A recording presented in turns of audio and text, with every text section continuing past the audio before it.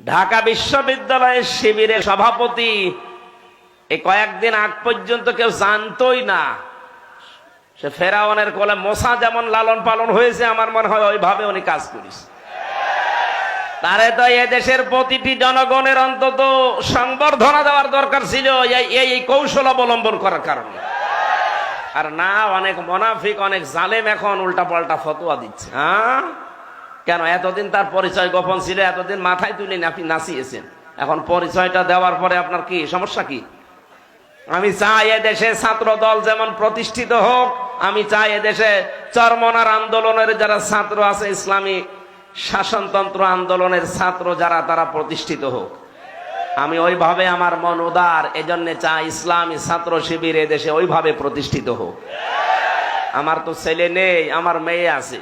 আমি চাই আমার মেয়েদেরকে মানুষের মতো মানুষ করার জন্য একটা সংগঠনের দেশে আমার মন মতো আছে, আমি ধাসে ধাসে পরীক্ষিত, সেটা ইসলামী ছাত্রী সংস্থা। আমি আপনাকে গ্যারান্টি দিচ্ছি, যদি শেষ বয়সে বৃদ্ধাশ্রমে যেতে না চান, যদি নিজের ছেলে নিজের মেয়েকে নেশাগ্রস্ত অবস্থায় দেখতে না চান, ইসলামী ছাত্রী সংস্থা, ইসলামী ছাত্র শিবিরে নির্দ্বিধায় দিয়ে দেন, আমি গ্যারান্টি দিচ্ছি এই দুইটা কাজ জীবনে পাবেন না। একমাত্র ছাত্র সংস্থা বাংলাদেশে একটাই, অন্যগুলো আছে ইসলামী যারা আছে, কিন্তু এটা আমি পরীক্ষিত, এদের ভেতরে কোনো নেশাখোর নেই। আপনি আল্লাহর ওলি দেখার জন্য সেই বরিশাল চলে যান, আল্লাহর ওলি দেখার জন্য চলে যাচ্ছেন সেই চট্টগ্রামে, সিলেটে। কিসের আল্লাহর ওলি? আল্লাহর ওলি আপনার বাড়ির পাশে ওই ছেলেটা যে যুবক মানুষ 5 ওয়াক্ত নামাজ পড়ে আর তাহাজ্জুদ আদায় করছে। এটার ট্রেনিং দেওয়ার জন্য ইসলামী ছাত্র শিবির, ইসলামী ছাত্রী সংস্থা, এটা আল্লাহর নিয়ামত। আমি আবার বলছি, ছেলে আল্লাহ আমাকে দেয়নি, দুইটাই মেয়ে, এই দুইটাকে এরকম জায়গায় ভর্তি করে দেব। আমার জীবনের কোনো চিন্তা থাকবে না যে তাদের নিয়ে, কারণ ওইভাবেই তারা ধাসে ধাসে গড়ে তুলবে। 5 ওয়াক্ত নামাজ পড়লে রিপোর্ট লেখা লাগে যে আমি 5 ওয়াক্ত নামাজ পড়েছি। আমি পরীক্ষিত এই কারণে বলছি, কয়েকদিন আগে আমার একটা শপথ ছিল, কিন্তু হয়নি।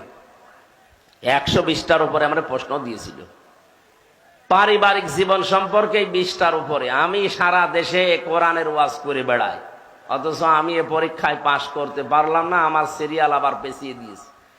তাহলে যারা পাশ করেছে ওরা যদি সত্যি পাশ করে থাকে, তারা কোন ধাঁচের মানুষ আপনি টের পাচ্ছেন না? নবীজি যা করেছিলেন আমার মনে হচ্ছে 1500 বছর পরে তাই করছে এই মানুষগুলো। এমনি এমনি আল্লাহ একেবারে সহজে বিজয় দিয়ে দিল। এর ভেতরে কত ঘাম, কত রক্ত, কত কৌশল, কত বুদ্ধি আপনি টের পাচ্ছেন? 15.5 বছর বহু চেষ্টা হয়েছে, কিচ্ছু হয়নি। জালেম আরো তার বৃদ্ধি বাড়িয়েছে। কথা বলেন। বিশ্ব নবী জানালেন তোমরা পায়খানা কম বানাবা আর চুলা বেশি বানাবা। ওই সময় আবু জেহেল তো আগেই মারা গেছে বদরে। মক্কা বিজয়ের সময় বেঁচে ছিল, কাফেরদের যে নেতৃত্বে ছিল এই লোকটার নাম আবু সুফিয়ান। খুব কৌশল বস্তু। রাতের বেলা গোয়েন্দাদেরকে 4 জনকে পাঠিয়েছে, যা তো দেখ মোহাম্মদ এসেছে নাকি মক্কা বিজয় করার জন্য, লোকজন কেমন আছে এটা একটু দেখে আয়। ওরা রাতের বেলা একটু হাফসা হাফসা দেখে, পাহাড়ের পাদদেশ থেকে তাকিয়ে দেখছে মানুষ আর কয়জন তো জানে না, তাঁবুর ভেতরে শুধু চুলা গুনতেছে। রান্নাঘর 1 2 3 4, মানে এক একজন মানুষ বানিয়েছে 8টা 10টা করে। 10,000 মানুষ যদি 5টা করেও বানায়, বলেন কত? এই 50,000 গুনতে গুনতে ওদের রাত হয়ে গেছে, রাত 12টা 1টা। একটা কাজ হলো, 5 চুলা যদি এত হয়তো মানুষ কত আছে ও গুনে শেষ করা যাবে না। চল নেতারে বলি। নেতারা এসে বলছে যে কি মানুষের পরিমাণ আমরা জানি না, তাঁবুর ভেতরে কত কি আছে, খালি চুলা গুনিছি। রান্নাঘর গণনা করতে করতে রাত প্রায় অর্ধেক হয়ে গেছে, আমরা চলে আসলাম। মানুষের হিসাব আমরা জানি না। ধমক দিয়ে বলছে পাঠালাম তোদের মানুষ গণনা করতে, তোরা চুলা গুনলি, তোদের দিয়ে হবে না। আরো নতুন 4 জনকে ভোরবেলার দিকে পাঠিয়েছে, যা এবার দেখ। নবী যে জানিয়েছিলেন পায়খানা কম বানাবা, আর এ রাতে যেহেতু এ কাজে সবার যাওয়া লাগে, প্রাকৃতিক প্রয়োজন, এক একটা পায়খানার সামনে দাঁড়িয়ে আছে 200 500 700 করে। ওরা গণনা করছে লাইন, 4-5 লাইন গণনার পরে চিন্তা করছে এ তো কয়েক হাজার হয়ে গেল, আর তাঁবুর ভেতরে যে কত আছে ও আল্লাহ জানে, দরকার নেই। যে বলছে কত মানুষ আছে গণনা করতে পারেনি, কিন্তু পায়খানার সামনে যে লাইন, 4-5 লাইন গণার পরে আমাদের আর সহ্য হয়নি, চলে এসেছি। গণনা করতে পাঠালাম কি, আর তোরা গণলি কি?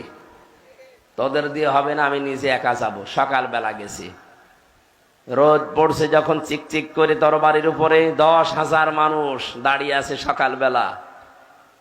হযরতে আব্বাস রাদিয়াল্লাহু তাআলা আনহু আসছিলেন এই দৃশ্য দেখার জন্য। পাহাড়ের পাদদেশে দাঁড়িয়ে আবু সুফিয়ান তাকিয়ে দৃশ্য দেখে হযরত আব্বাসকে দেখতে পেলেন। বললেন, আব্বাস, মনে হচ্ছে তোমার ভাইয়ের ছেলে ভাতিজা আজ বিশাল বাদশা হয়ে গেছে।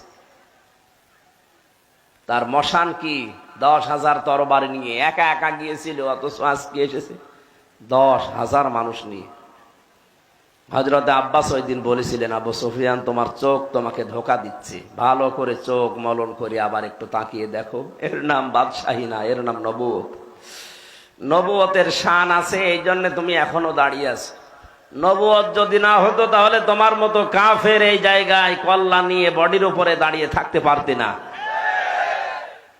আগস্টের 5-এর পরে যারা ইসলাম বোঝেন না তারা কিন্তু উল্টাপাল্টা শুরু করেছিলেন, কিন্তু সত্যি যারা ইসলাম বোঝে, 152 জনের ভেতরে 108 জন যারা, তাকান তো, তারাও ঠিক এইটাই কায়েম করেছে।